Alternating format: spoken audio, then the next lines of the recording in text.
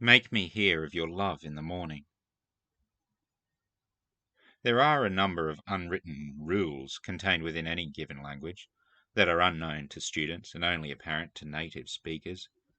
English is full of such rules. For example, if you want to describe something with more than one word, those words will need to go into a specific order without sounding clumsy. Otherwise, you end up with the brown, quick fox jumping over the lazy dog. Some rules of ancient Hebrew we do know about, and one of those is when you see the type of phrase constructed in the 8th verse of Psalm 143.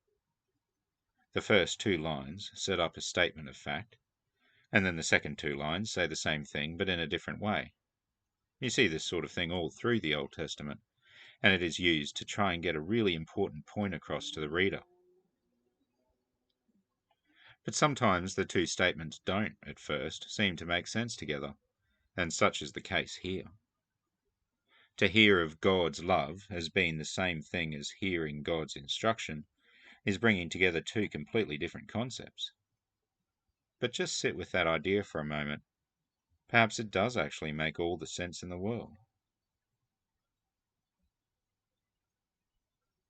Of all the possible ways of doing something, God's is the best. God knows this, and God isn't being smug or arrogant, just truthful.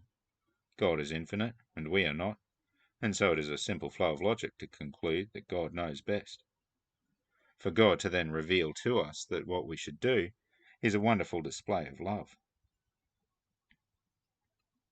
But God won't force himself on us.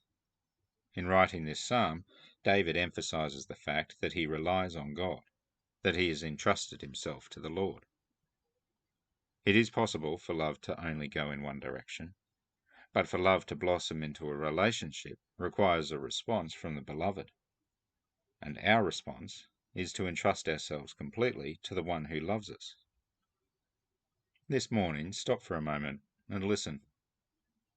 Can you hear God's love?